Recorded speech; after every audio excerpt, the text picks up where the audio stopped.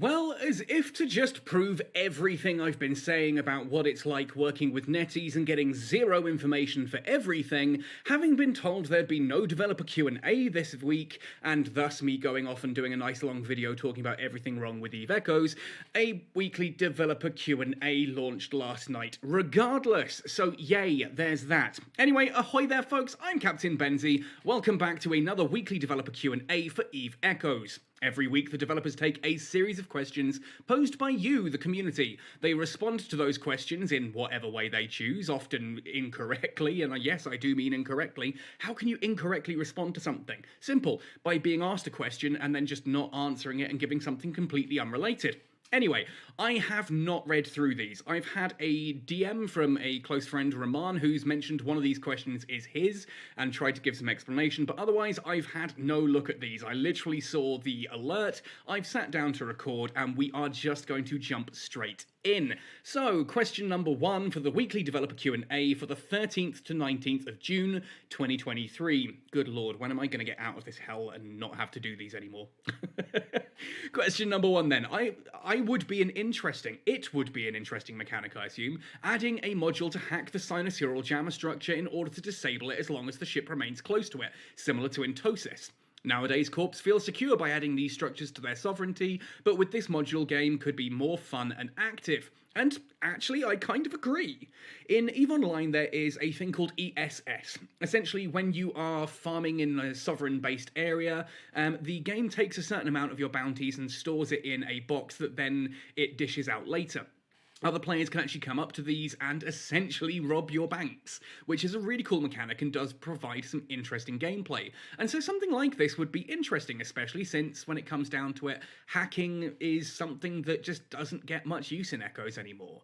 It's, exploration is not in a great place. I know it's the one thing I wish I could do more of in Echoes, but it's kind of, hey, good luck finding a site, and then if you get one, just lock onto the box and sit there until you roll the prerequisite dice number. It's not a fun mechanic, it's not an engaging mechanic, and the ISK rewards just are not worth it either. So, having something else you could do with hacking and scanning could be really interesting. I think, yeah, something like this, being able to hack a sinusoidal jammer, means that, yeah, you could take something like a probe explorer out there, cloak up, move next to one of these jammers, then hack into it with a little minigame, or heck, knowing netties and how they're doing hacking, just sit there until it successfully triggers, and then you have to park next to that thing, keeping it jammed until until someone comes and deals with you. That'd be a really cool gameplay mechanic. Does Melos agree? Thank you for your suggestion, but at the moment we don't plan to introduce a hacking module, as it could cause significant changes to the gameplay mechanics. Yeah, god, I'd hate them to change the gameplay mechanics to, actually add fun and engaging gameplay. Wouldn't it be awful to have something fun to do in EVE Echoes, rather than, just undock and basically autopilot the entire game? God, I can't imagine a game where you have to actually sit down and play it. However, you can still weaken the jamming by directly attacking the sinusoidal jammer tower. We appreciate your feedback and hope you continue to enjoy playing EVE Echoes. Well, that last bit's a bit optimistic at this point. Hope you continue to enjoy playing EVE Echoes, because Melos, I respect you, I've had some excellent conversations with you, but no, most people aren't enjoying this game anymore. The community is shrinking at a rapid rate, and I know a lot of people sit and go, oh, but Benzie, that's because you're putting out negative videos. God, I wish I had that much power. People seriously look at me and say, oh, Benzie putting out negative videos is what's killing this game. Seriously, I've had DMs, I've had, comments on YouTube, all that kind of jazz about exactly that. I wish I had that power. I do not. I'm not getting enough views on my videos to warrant the fact that I am single-handedly killing this game. No. I'm just shining a torch on everything wrong with this game right now, and kind of hoping that if people look at that and go, oh, that sounds awful, then yeah, they can make an informed decision about whether or not this game is something they want to play. Basically, though, what Melos is saying here is fun and engaging gameplay is not on the cards anytime soon, but hey, you can just undock battleships and carriers and shoot at things, and that's fun, right? Just keep doing that one thing that you always do, and yeah, screw new, innovative, interesting gameplay mechanics. We don't want that in EVE Echoes. What is this, a video game? No, it's an idle miner at this point. Awesome. Question number 2 then. Why are there not more purple nanocores for the Talwar, Korax, Algos, and Dragoon line of ships? This sounds like the Rahman question. Cool, let's see what he says. Compared to every other ship out there, these ships do not have a lot of options. Looking forward to seeing these ships expanded on in the future. And yeah, okay, even if I didn't know this was a Raman question, I do agree. Those are really underutilized ships. I love my Talwar Assault. The Korax Assault got some really nice upgrades as of the last balance patch. Algos and Dragoon are both cool ships as well, and yeah, they just don't get nearly enough love by the game. And yeah, nanocores, I think you can get, what, the neon gas for them as a purple, but that's so hard to come by. It's like a limited time thing that's rarely available. Or you've got the blue ones, which just aren't great, like the Breeze 2 or the Monsoon or whatever they're called. Compared to everything else, yeah, destroyers are still in a bad place. They're just not getting the love that they require at all. If you're not an interdictor pilot, then kind of, what's the point in destroyers at this point? And I do agree. I wish it weren't nanocores, because I'm freaking tired of nanocores being the only response to everything. But I also understand that, yeah, when it comes down to it, if that's what Echoes is going to push, then that's what we're going to have to work with, right? We can't sit there and say, hey, could you just balance the freaking game and make it fun? Because as we saw in question 1, fun is not on the cards. You need to argue with the devs to do stuff in a way that is going to make them more money, so therefore adding more nanocores that you have to buy, if that's how we fix the game, God, I hate this, but that's basically the only route we have to actually do it at this point, isn't it? And that's just awful, but hey, there we go. What does Melos say? Hey there, thanks for reaching out to us. We totally get where you're coming from, but the compatibility of nanocores with ships is carefully considered during their design, so we can't guarantee that a core will work with every ship. We'll keep your feedback in mind when we introduce new cores and try to provide more options for ships that currently have limited choices. Basically, Echoes is a big subscriber to survivorship bias. Now, survivorship bias it's an interesting concept, and I think the best way to describe this is kind of how Wikipedia does it. And that's basically, if you sent out a load of aircraft to attack enemy formations, and when you get a load of those ships back, a load of those aircraft back, you have a look at where they've taken hits, and so therefore you reinforce armor in the areas where those aircraft have taken hits, right? Sounds like a good idea. Until you realise that it's only the aircraft that are coming back that are actually getting used as, feedback.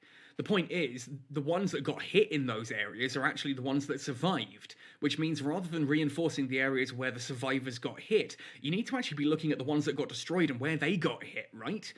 Does that make sense? Because that's kind of what Echoes is doing. They look at things and go, well, everyone's flying battleships and carriers, therefore that's what we should be pushing, because that's what people want, without realising that people are only flying those things because they're the only viable options.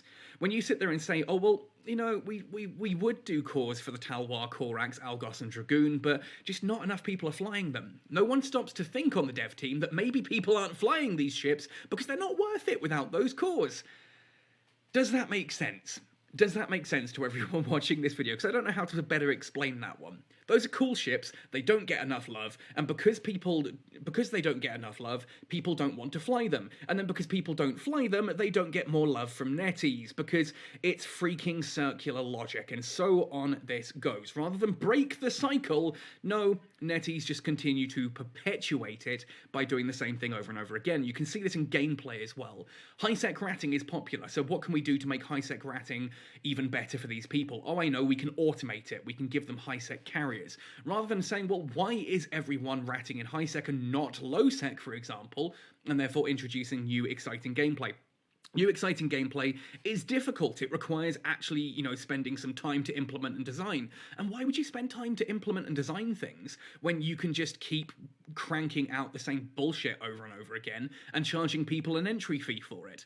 That's exactly why we keep getting interstellar bazaars that are just selling us nanocores at freaking ridiculous rates. Oh, congratulations, here's a 50% off voucher. Yeah. So now, rather than paying $150, you're only paying $75 for an imaginary piece of equipment in a freaking mobile video game. Like, come on. Why are people buying into this crap? But that's it. That's where this comes down to. Melos is sitting there saying, oh, it's difficult to make new nanocores. No, it's not.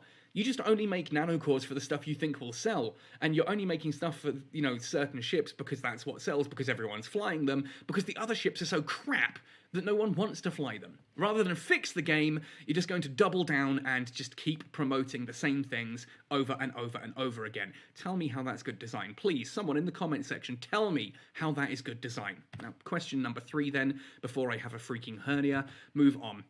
What is the rationale of designing items with completely different use but with the same graphic? Oh god, really? Really? We're going to waste time on a bullshit question like this. Okay, so before I even look at Melos's response to this, the rationale of designing items with completely different use but with the same graphic essentially comes from the fact that the art team is stretched. I remember a time when basically micro warp drives and afterburners looked almost identical, when things like inertial stabilizers and warp core optimizers had the exact same graphic. It's just one of those things that they just haven't gotten around to doing it. It's not like they purposefully design it and go, oh, let's make all the modules look the same, because that's just not how this works. It's a mixture of laziness and lack of resources. Because remember, I keep having to say this to people, NetEase are one of the biggest gaming companies in China, but the way they do things is freaking backwards. Essentially, Melos and team come up with core ideas of what they think could work for the game. They present that to NetEase head office, who then say yes or no to those ideas. And if they say yes, they issue and basically send out a bunch of designers, developers, coders, graphic designers, artists, sound engineers, that kind of thing, in order to make it happen. If you've ever wondered why so many NetEase games look exactly the same when you look at their art assets, like look at Knives Out, look at the characters in Knives Out, then look at Yue, the Yeonjung woman, and realise that she is the exact same design, right? It's because it's those same artists working on all the different games from time to time. It's not that Echoes has a different team to a game like Knives Out or, Identity 5. In fact, they have the exact same people working on all of them. Just people work on a game temporarily, then move on to another project when the time is right to do so. This means that we get disjointed updates, where nothing really connects together in a game as complex as Eve Echoes, because that's how NetEase does business. You have a core team designing, and then the actual people to make it action and happen are temporarily assigned just to get the job done, and then they move on to the next thing. They've got no prior understanding of the game, they don't understand the complex integrations of how everything interacts with itself in Eve Echoes, so we end up with this absolute trash pile of a game that we're currently playing, because that is how NetEase does it. So when it comes to different items with completely different use, but the same graphics, it's just because it's cheaper and quicker and easier to do that. But let's see what Melos says.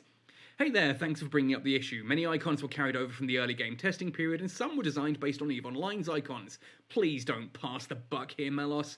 Please don't pass the buck like that, because EVE Online has redone a load of its graphics, and a load of them stand out and look completely different to each other. In fact, the Afterburner and Micro Warp Drive, as the one example I gave early on, look completely different to each other in EVE Online, whereas in Echoes it took almost a year for that to be changed, so don't blame EVE Online. We will consider making some adjustments to the icons to make them more distinct from each other in the future.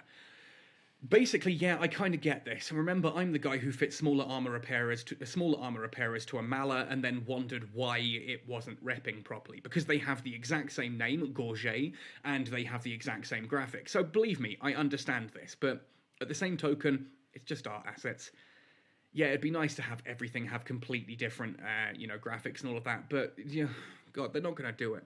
They're not going to do it. They'll do it gradually and slowly over time, but at the same token, if they turn around and say, hey, we're going to do this, it's going to be the same thing as, hey, we're adding the Yanjung. Hey, we're going to be adding the Yanjung to the store in July of 2021, the Scholar Point store. Did that ever happen? Remember a couple of months ago they said they were going to allow us to rename our ships and have station storage containers? What happened to all that? Oh, it just kind of quietly vanished into the ether. Remember when mobile tractor units were going to be a thing and then they just quietly removed it from Trello and all of that as well? Yeah. If it doesn't make them direct money, they're really not going to bother doing it, because head office aren't going to send out a whole new art team to design icons just for the sake of designing icons and game use, because it doesn't make direct money. Heck, the fact is that when I open up Eve Echoes on my phone right now, the icon that it uses is still the first anniversary. In a month and a bit's time, we hit the third anniversary. They haven't updated the icon in a year and a half. So it still has this 1 year anniversary icon for Eve Echoes. That's how much they care about this right now, okay? Again, please understand that is how much these guys care about the game. They're not even willing to update the app icon, or even just roll it back to the standard Eve Echoes. No, we're still using the anniversary one, because what the hell's the point spending time and effort updating something, right? Yeah, if it's not directly monetized, or if it's not indirectly monetized, as things like dormant realms. Dormant realms are predicated on the idea that you're going to be going through those, and as you want to get better and better, you're going to have to upgrade your implants, you're going to have to upgrade your nanocores, that kind of thing. So it's indirectly linked to monetization. Essentially, if it's not somewhat linked to monetization, it's just not going to happen. So, yeah. Honestly, I don't think this is a huge issue at this point in time. I think most of the main ones have been changed, but I get there are some that are still using similar icons, and that can be confusing. Believe me, again, small armor reps on a Mala. It happens. Question number 4 then. Hello, implant balance seems to be a tricky subject. Oh yeah, God. On the one hand, balance adjustments impact often negatively players' investments to obtain levels in said implants. On the other hand, players are forced to develop and play weapons and associated ships that they do not necessarily like. Focused laser for PvE, cannon sniping or barrage for PvP, missiles for E-War, etc. Breaking implant weapon classification and replacing it with turrets denomination, for example, could it be the ultimate balancing and fun way to go? Fly unsafe 07. Thanks for sharing your thoughts with us, says Melos. Even though what you suggested would give players more freedom, it would also make balancing the game more challenging, due to the increased potential combinations between implants and weapons, which make it harder to predict the effects of the balancing adjustments. In other words, we don't want to do any form of hard work to make this game actually fun. We're going to keep going down easy street and hoping that not too many of you fall off the side of the bus en route, because you're getting bored as all hell with this same bullcrap time and time again. Yeah, I get it, and I completely agree with this. On one hand, yeah, balance adjustments negatively impact players' investments to obtain levels in said implants. It's almost like tying upgrade and progression to payments is a bad idea, right? Because it just ends up with everyone feeling freaking awful at the end. The people who can't upgrade feel like, oh, well, everyone else can because they have more money than I do. It's not that they play the game more or that they're better at the game, it's just that they happen to have a better real-world job than me, or rich parents or whatever, and they can just swipe their credit card to get the things that I just can't. That feels awful. But then the people who do then spend on that all, you get into that tricky situation where, hang on a second, I spent $500 upgrading something that you've now nerfed. You lied to me. You told me that this was going to be worth that investment and I believed it. Now we're sitting in a situation where, I've spent all this money and you've taken something away from me. Yeah, that feels awful as well. And you know what? As much as people like to crap on whales, whales are what basically keep a game like this alive. The trouble is that the developers are just so in bed with the whales and nobody else that there's no balance at all in that. They would rather just keep giving you broken and exciting things to the whales at the cost of everyone else, and then they sit there and look around them and go, why is the player base dwindling? I don't know, guys. Maybe it's because you completely wrecked your own game whilst trying to suck the wallet of every one of the whales harder than a hooker running out of her last gram of cocaine. Like, geez, what are you expecting here? When you turn a game into a pay-to-win nightmare, where you incentivize all of the big spenders to keep spending big, you then can't do game balance. Game balance becomes impossible, because the only way, once you've given someone everything, once you've sold someone the best ship that they can fly, and they've fully got the nanocore fully maxed out for it, and they've got the implant fully maxed out for it, how do you entice them to buy more stuff? They've already got everything maxed out. How do you entice them to move into something else? Simple. You have to make the new thing better. This is why we have things like, for example, everyone flying an Apocalypse Striker who had fully maxed the nanocores and implants. Suddenly, Apocalypse Navy issue comes out. It's the same thing, but better. It's why there's no difference. It's why the Navy issue still has the freaking siege mode on it. Because if it didn't have that siege mode, no one would fly it because it's just not as good as the Apocalypse Striker. And if it's not as good as the Apocalypse Striker, then no one's going to buy into it, right? In order to keep those payments flowing, netties constantly have to push the boat further and further and further out from the shore and charge more and more for you to reach that goal. That is entirely Echoes in a nutshell at this point, and it makes balance impossible, because all you can do to get those payments is make it even bigger, even better, even more powerful, which means you're just increasing the gap between newer players and brand new Tech 10 players and the people at the top. And heck, even the people at the top, you're increasing the distance between all of them as well. It's like putting, get a balloon and put black dots all over it. Get like a Sharpie and just put a load of black dots on it. Then blow the balloon up. Every single point of that balloon, every single dot you've made moves further away from every other dot. That is where we are at with Echoes. And yeah, you know what? As the payments get more and more expensive, eventually some of the whales are going to start getting priced out, and only the top tier whales can keep up with everything. And so you end up with this wonderfully diminishing situation where the big whales are now dropping off and leaving only the huge whales because they're getting priced out. Folks like you and I are getting priced out of the game constantly, but eventually we're going to reach a point where even the whales start getting priced out, and it's only the megalodons out there that suddenly are able to keep up and keep pushing the top. And then for everyone else, you just kind of look around and go, well, what's the point in me playing? Because I can't fly a Titan, and Titans can just kill everything at this point, and supercarriers and that. I can't afford to fly one of those and have it fully upgraded with all the implants and nanocores necessary. I can only fly a good battleship, and that just doesn't cut it anymore. What's the point in me playing? I quit. And thus the game dies. There is no two ways about this. This is not some kind of, Nostradamus-esque prophecy that's coming to light here.